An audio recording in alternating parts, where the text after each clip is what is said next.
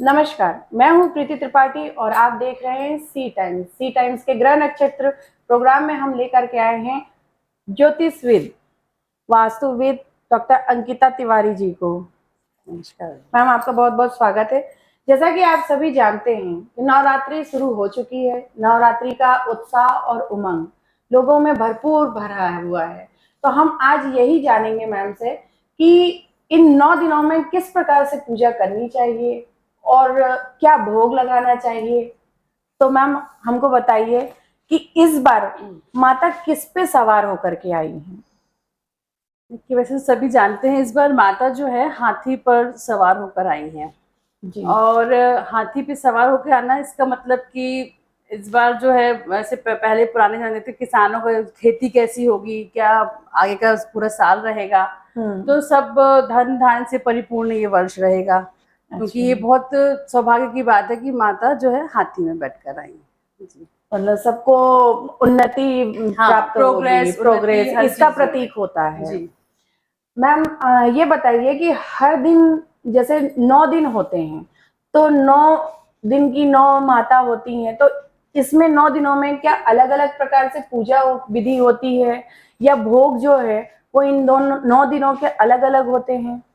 9 दिन जो है माँ दुर्गा के जो 9 स्वरूप हैं, माँ दुर्गा के 9 स्वरूपों की पूजा की जाती है जी। और उस 9 स्वरूप में एक बच्चा गर्भ में होता है, वहां से लेके हमारे जीवन के जितने पड़ाव हैं उन पूरे 9 स्वरूपों में बताया गया है।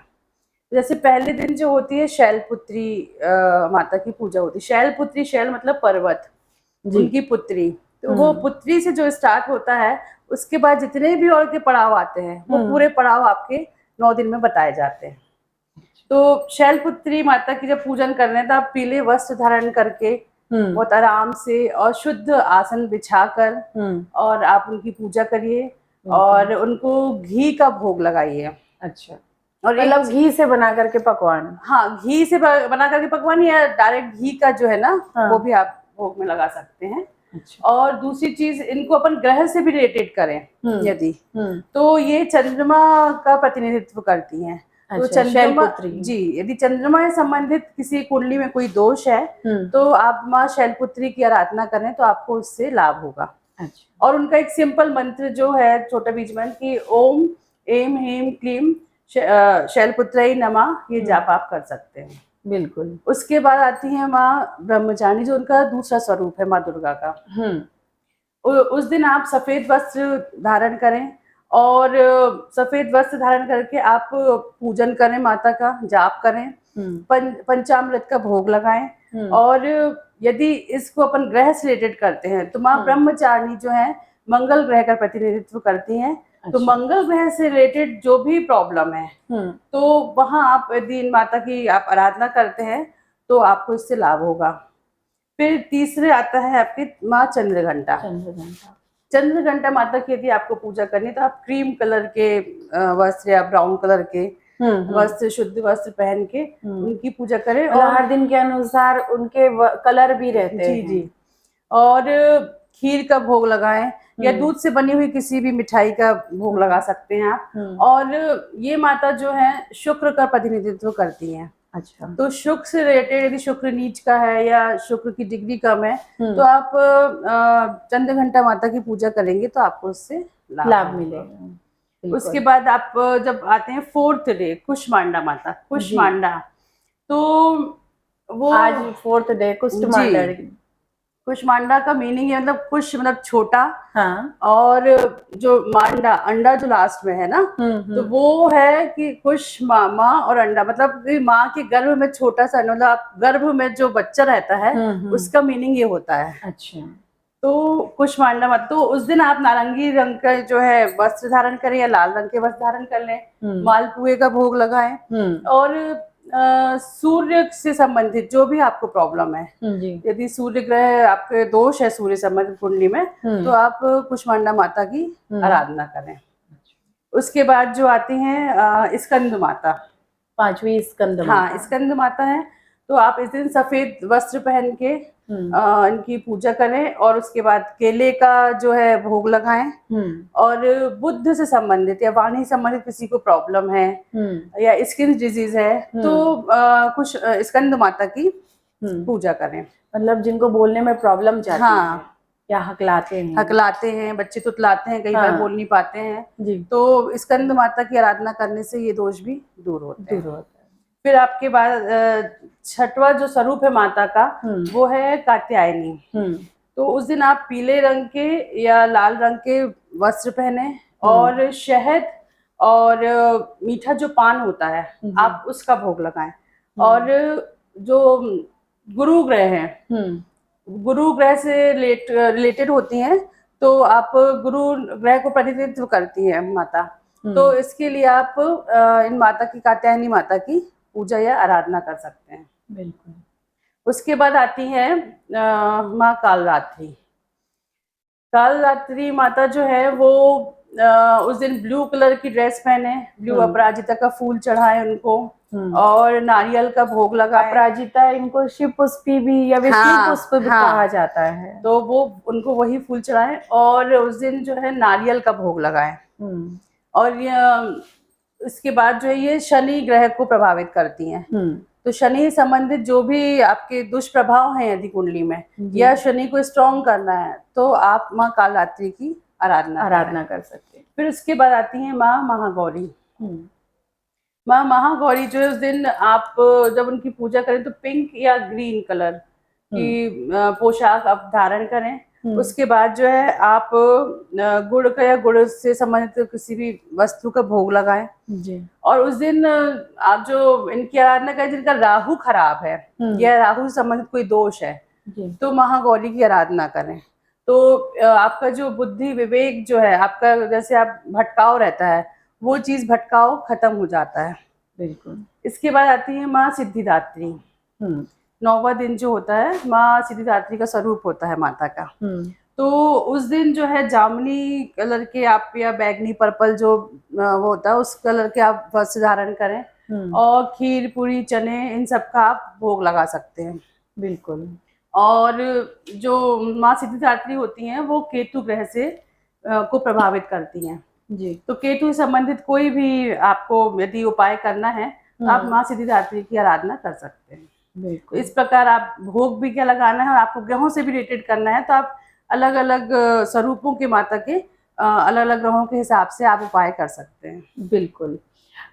विशेषकर उन दिनों में जब ये 9 दिन रहते हैं और कुछ महिलाएं होती हैं नहीं कर पाती पूजा, तो उनके लिए आप क्या बताना चाहेंगे? क्योंकि थोड़ा सा मन में तो रहता है भाई, क्योंकि 9 दिनों का सबका रहता है। जैसे कई लोग मंदिर जाते हैं या घर पे डेली पूजा जाप पाठ करते हैं और आप यदि उस टाइम नहीं कर पा रहे हैं तो आप एक मानस पूजा होती है। अच्छा। आप मन से मानस पूजा, आप जैसे ध्यान लगाते हैं ना, हाँ। तो वैसी मानस पूजा होती है। आप उसमें बकायदा माता को स्नान करा रहे हैं, माता को फूल चढ़ा अर्पित कर रहे हैं, चंदन लोरी लगा रहे हैं, आप उनका जाप कर रहे हैं, वो मानस पूजा कहलाती है। तो आप वो बिना कुछ दिखाए सिर्फ मन में ही आप हर एक चीज उनको समर्पित कर रहे हैं। आप उस भाव से भी आप माँ का 9 दिन तक। लेकिन जैसे कई लोग कहते हैं कि उस समय आपको मन में भी नहीं करना चाहिए, तो मानसिक पूजा कर सकते हैं। बिल्कुल कर सकते हैं। जो चीज नेचुरल है आप उस चीज को हटा नहीं सकते हो, ईश्वर की दी हुई। हाँ, तो उसको हटा नहीं सकते। मानस पूजा आप प्रॉपर करिए, कहीं कोई प्रॉब्लम नहीं है। अच्छा। ये बताइए अंकिता जी, नॉर्मली कौन सा मंत्र या जाप हमको करनी चाहिए जिससे कि वो जो पूजा का फल है वो हमें अधिक से अधिक रूप में या अच्छे उसमें प्राप्त हो फल? देखिए वो तो जितनी शक्ति उतनी भक्ति पे है। बिल्कुल। अब जो जिसका जितना सामर्थ्य है कि हम इतना करेंगे, जैसे दुर्गा सप्तशती का आप पूरा पाठ कर सकते हैं 9 दिनों में। यदि वो नहीं कर पा रहे हैं तो आप माता के 32 नाम जो होते हैं, अच्छा, दुर्गा, दुर्गा बा, दुर्गा बेटा, तो ऐसे आप ये नाम लेकर पूरे 32 नामों का आप जाप कर सकते हैं। और सिद्ध कुंजी का स्तोत्र जो है, जो खुद शिव जी ने बोला है, जो पार्वती जी को उन्होंने सुनाया, आप सिद्ध कुंजी का स्तोत्र का आप पाठ कर सकते हैं। इससे भी आपको पूरा दुर्गा सप्तशती का आपको जो है फल मिलेगा। इसके अलावा आप छोटा सा जो मंत्र है ओम एम ह्रीम क्लीम चामुंडाय विचे, इस मंत्र का जाप आप डेली कर सकते हैं। बिल्कुल। ये बताइए, पूजा में जो हम बर्तन वगैरह यूज करते हैं, आसनी वगैरह यूज करते हैं, क्या वो, जैसे कई जगह देखा जाता है कि मोस्टली सभी घरों में मंदिर के लिए अलग से पूजा के बर्तन रहते हैं, बट कहीं कहीं पर नहीं रहते हैं, जो अपन यूज कर रहे हैं उन्हीं बर्तनों का यूज कर लेते हैं, तो क्या ये करना चाहिए कि नहीं करना चाहिए? नहीं, एक तो देखिए पूजा घर में शुद्ध धातु जो होती है उनको यूज करना चाहिए, उनको उपयोग में लाना चाहिए। तांबा हो गया, पीतल, कांसा जो है ना, ये शुद्ध धातु माने जाते हैं। जी। तो आप तांबे के बर्तन यूज करिए, पर स्टील के बर्तन कभी भी पूजा घर में यूज नहीं करना नहीं चाहिए, करना क्योंकि वो चाहिए। शुद्ध धातु नहीं मानी जाती है। बिल्कुल। तो आप तांबे के बर्तन का यूज करिए। हाँ, लेकिन आप दूध या दूध से बनी हुई किसी वस्तु का भोग लगाते हैं तो तांबे का बर्तन का यूज नहीं करते, क्योंकि उसमें बिल्कुल। केमिकल वो होता है, तो उसमें वो जहर बन जाता है। ये मैंने सुना है, मंदिरों में भी जब जल चढ़ाते हैं, हम्म। अपन जल चढ़ाने जाते हैं, तो बहुत सारे लोग करते हैं कि दूध दूध को मिलाते, भी हाँ। जल में मिला लेते हैं, तो ये करना चाहिए कि नहीं करना वो चाहिए? एक्चुअल में दूध को हल्का सा आपने बनाया अलग बात है, लेकिन पूरा आप दूध लेके और तांबे के पात्र में यदि आप भोग लगा रहे हैं, खीर का भोग लगा रहे हैं, तो वो जहर बन जाता है। उसका साइंटिफिक रीजन है। तो इसलिए आप उसकी जगह आप चांदी का बर्तन यूज कर लीजिए। चांदी का कर लें, स्टील का कर लें? स्टील का यूज नहीं करना है। स्टील का करना ही नहीं हाँ। है। तो मान लीजिए नहीं है किसी के यहाँ, आप पीतल का कर लीजिए। पीतल का कर हाँ। लें। पर आप या तो फिर वैसा भोग ही मत लगाइए, क्योंकि आप वो भोग जो आप प्रसाद के रूप में धारण करेंगे वो आपको ही नुकसान करेगा। बिल्कुल, लेकिन ये बहुत ही इम्पोर्टेंट चीज है, जो हमें से किसी को, हो सकता है किसी को पता भी हो, हाँ। किसी को नहीं पता हो, तो हमारा ये प्रोग्राम का मतलब ही यही है कि हम उन चीजों को बताएं जो छोटी छोटी चीजें हैं, लेकिन हम लोगों से गलती हो जाती है जाने अनजाने में, तो करने में क्या जाता है। क्योंकि आप देखिए स्टील के बर्तन आप डेली घर पे भी यूज कर रहे हैं, फिर जी। किसी के यहाँ नॉनवेज भी बनता है। हाँ। एक तो नॉनवेज वैसे नहीं खाना चाहिए नवरात्रि में, तो और ज्यादा नहीं, और फिर वही बर्तन आप भगवान के उसमें यूज कर रहे हैं, तो वैसे भी वो अशुद्ध वैसे भी हो गए और मतलब ज्यादा। किचन के बर्तन को पूजा में नहीं यूज करना चाहिए, सीधी सी बात हाँ, है, बस कि उनके बर्तन अलग ही रहें। इसके बाद जो आसन है, आपने आसन के लिए पूछा भी। हाँ। तो आसन भी सबका अपना अपना एक अलग होना चाहिए, जिसपे आप बैठ के पूजा कर रहे हैं, मंत्र जाप कर रहे हैं, क्योंकि उसमें आपका पूरा ऑरा आ जाता है। अच्छा। आप डेली उस चीज को करते हैं, तो यदि अलग अलग लोग करते हैं तो वो चीज प्रॉपर नहीं बनेगा, आपका ध्यान में भटकाव हो जाएगा। मतलब आपके कहने के अनुसार कि प्रत्येक व्यक्ति, जो घर में जितने लोग हैं, उनके आसन अलग अलग होना हाँ चाहिए। जी। ये भी बहुत इंपॉर्टेंट चीज हमको आज पता चल रही है कि घर में जितने लोग हैं उनके आसन अलग अलग होना चाहिए, जिसपे जो आसन बैठ करके पूजा करता है, उसमें उसको उसी आसन पे बैठ करके पूजा करना चाहिए। सबके अपना आसन हो, उसी में ही डेली मंत्र जाप करें। अपना आसन आप उठाकर रख दें, और आसन उठाने के बाद जब आपके कोई मंत्र जाप या पूजा आपका हो गया है, तो अपने आसन के लिए जल जरूर छिड़कें जी। तो उसका पूरा फल फिर आपको मिलता है। तो इंद्र देवता ले जाते हैं। हाँ, तो वो इसीलिए तो आसन के नीचे हमेशा जल छिड़कना चाहिए, और अपना खुद का ही एक आसन हमेशा यूज करना चाहिए। उससे आपकी कनेक्टिविटी जो है, आप जो चीज कर रहे हैं उससे जल्दी बन जाती है। बिल्कुल। अंकिता जी, ये बताइए, वास्तु के अनुसार पूजा का स्थान कौन सा होना चाहिए? जैसे घट स्थापना करते, दीपक जलाए, या देवी जी को ही रखते हैं? देखिए, कोई भी भगवान हो, सबसे ज्यादा वास्तु के आके तो ईशान कोण सबसे अच्छी दिशा मानी जाती है पूजा के लिए। और ईशान कोण में जब आप पूजा कर रहे हैं, तो आपका फेस पूजा करते समय या तो ईस्ट की तरफ हो या फिर नॉर्थ की तरफ हो।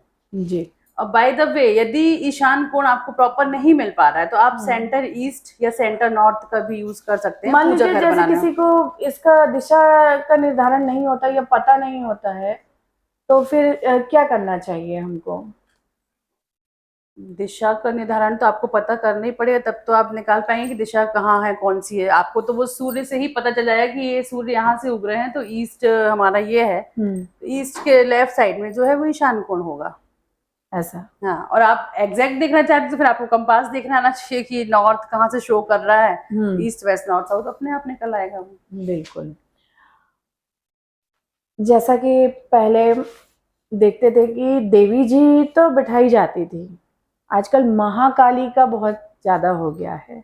माँ महाकाली का बहुत मूर्तियां स्थापित करने लगी हैं, और घर में वो तो चलिए ठीक है, बाहर अपन स्थापित कर रहे हैं, तो उस प्रकार से उसकी पूजा विधि सब चीज होती है, नियम धर्म का सबका पालन किया जाता है। क्या घर के मंदिर में महाकाली की मूर्ति तो नहीं होती है, बट हाँ कभी कभी कहीं कहीं देखने को मिलता है फोटो होती है, तो क्या फोटो होनी चाहिए महाकाली की मंदिर में? घर के मंदिर में नहीं होनी चाहिए। देखिए, सबसे पहले तो महाकाली जो है उनकी तो मूर्ति वैसे ही घर पे रखी नहीं जाती जी क्योंकि बहुत नियम और बहुत ब्रह्मचर्य का आपको सब चीजों का कानून उसके पालन करना पड़ता है। बिल्कुल, बहुत कठिन और होती है। महाकाली का जो स्वरूप है वो माता पार्वती का रौद्र स्वरूप है, अच्छा। गुस्से वाला। तो आप यदि उनके घर पे रह के बहुत ज्यादा उनकी पूजा पाठ कर रहे हैं और कभी थोड़ी भी गड़बड़ हुई तो वो कलह क्लेश आपके घर में आ जाता है। इसलिए आप महाकाली की कोई मूर्ति या छोटी भी या फोटो ना ही रखें तो बेस्ट है। और यदि है तो छोटे रूप में है यदि तो चलेगा, लेकिन किसी बहुत भी भगवान का भी बहुत बड़े रूप में या बहुत बड़े साइज की नहीं रखना है आपको मूर्ति में, नहीं रखे जाते। हाँ, तो वो छोटी ही फोटो आप रखिए। और ऐसा कोई नियम ऐसा ना बनाएं कि जो आपको कल के दिन करना कठिन हो और आपको उसका दुष्प्रभाव मतलब मिले।